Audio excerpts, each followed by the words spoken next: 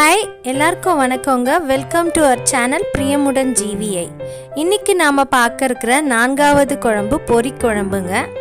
ஆக்சுவலாக நிறைய பேர் பொரிச்ச குழம்புன்னு சொல்கிறாங்க.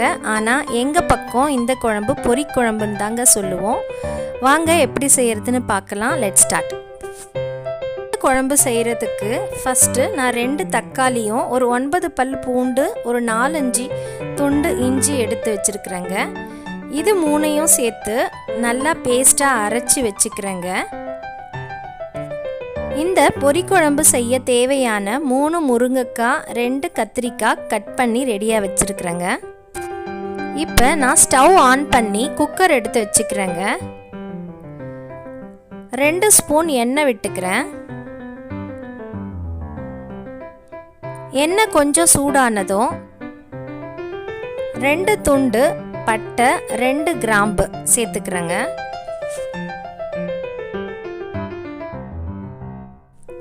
இது ரெண்டும் கொஞ்சம் பொரிஞ்சு வரும்போது ஒரு பெரிய வெங்காயம் பொடியாக நறுக்கி வச்சிருக்கிறேன்.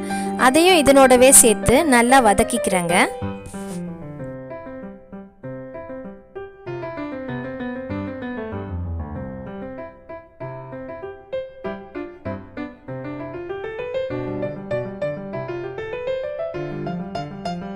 வெங்காயம் நல்லா வதங்கி பொன்னிறமாக ஆனதும் நான் அரைச்சி எடுத்து வச்சுருக்கிறேன் இல்லைங்களா, தக்காளி இஞ்சி பூண்டு அந்த பேஸ்ட்டை இதனோட சேர்த்து நல்லா பச்சை வாசனை போகிற வரைக்கும் வதக்கிக்கிறேங்க.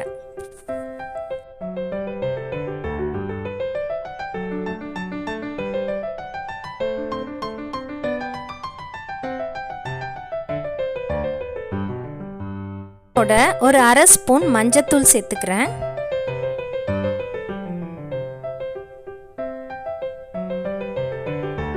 2 ஸ்பூன் மிளகாத்தூள் சேர்த்துக்கிறேங்க. மிளகாத்தூளில் நான் பாதி மிளகாவும் பாதி தனியாவும் சேர்த்து அரைச்சி வச்சுருக்கிறேங்க.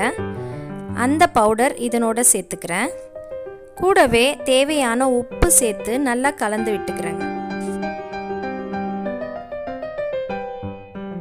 நம்ம சேர்த்துருக்கிற மிளகாத்தூளுடைய பச்சை வாசனை எல்லாம் போகிற வரைக்கும் கொஞ்சம் வதக்கி விட்டுட்டு கட் பண்ணி எடுத்து வச்சுருக்கிற முருங்கைக்காவும் கத்திரிக்காவும் இதனோட சேர்த்து கலந்து விட்டுக்கிறேங்க. ஆக்சுவலாக இந்த பொரிக்குழம்புக்கு அதிகமான டேஸ்ட் கொடுக்குறதே நம்ம ஆட் பண்ணுற இந்த முருங்கைக்காய் தாங்க. கூடவே நம்ம கத்திரிக்காவும் ஆட் பண்ணுறதுனால இன்னுமே அதிகமான டேஸ்ட்டாக இருக்குங்க. முருங்கைக்காவும் கத்திரிக்காவும் எப்போவுமே ஒரு நல்ல காம்பினேஷனுங்க. இப்போ நான் கொஞ்சம் தண்ணி சேர்த்துக்கிறேங்க. தண்ணி சேர்த்து இந்த வெஜிடபிள்ஸ்லாம் கொஞ்சம் வேகணும். கூடவே அந்த மசாலாவோட நல்லா கலந்து வர வரைக்கும் கொஞ்ச நேரம் மூடி வச்சிருக்கிறேங்க.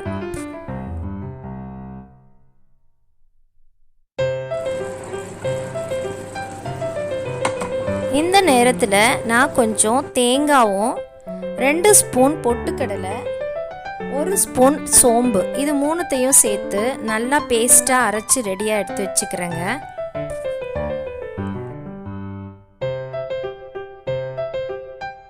இப்போ லிட் ஓப்பன் பண்ணிக்கிறேங்க. பார்த்தீங்கன்னா நம்ம காயெல்லாம் மசாலாவோடு சேர்ந்து நல்லாவே வெந்துட்டுருக்கு. இதனோட நான் அரைச்சேன் இல்லைங்களா, தேங்காய் சோம்பு பொட்டுக்கடலை அந்த மசாலாவையும் நல்லா சேர்த்து கலந்து விட்டுக்கிறேங்க.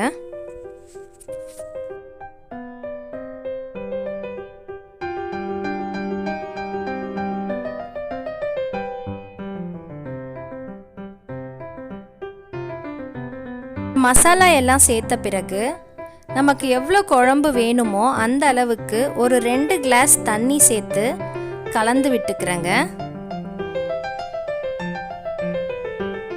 கலந்து விட்ட பிறகு குழம்பு கொஞ்சமாக கொதிக்க ஆரம்பித்ததும் குக்கர் மூடி போட்டு ஒரு 2 விசில் விட்டு திறந்துக்கிறேங்க.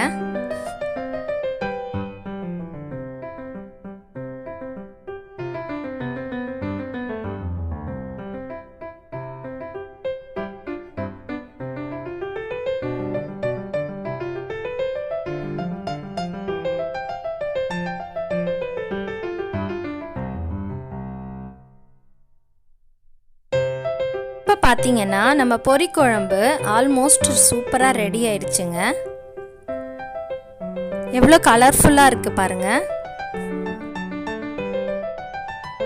இப்போ இதனோட கொஞ்சம் கொத்தமல்லி இலை கடைசியாக சேர்த்துக்கிறேங்க.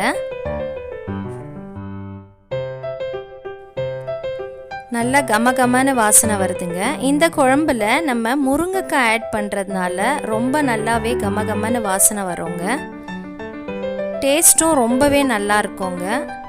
ரைஸ் கூடயும் இது ரொம்ப நல்ல காம்பினேஷன். ஆக்சுவலாக லஞ்சுக்கு நீங்கள் ரைஸோடு செய்யலாம்.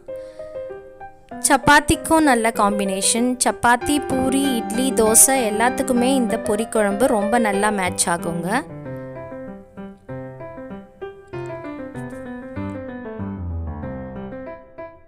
ரொம்ப சீக்கிரமாக ரொம்ப ஈஸியாகவும் செஞ்சிடலாங்க. குக்கரில் செய்கிறதுனால ரொம்பவே சீக்கிரமாக வேலை முடிஞ்சிடும். கண்டிப்பாக ட்ரை பண்ணி பாருங்கள். ட்ரை பண்ணி பார்த்துட்டு எப்படி வந்துச்சுன்னு கமெண்ட்ஸ் ஷேர் பண்ணுங்கள். தேங்க்ஸ் ஃபார் வாட்சிங்.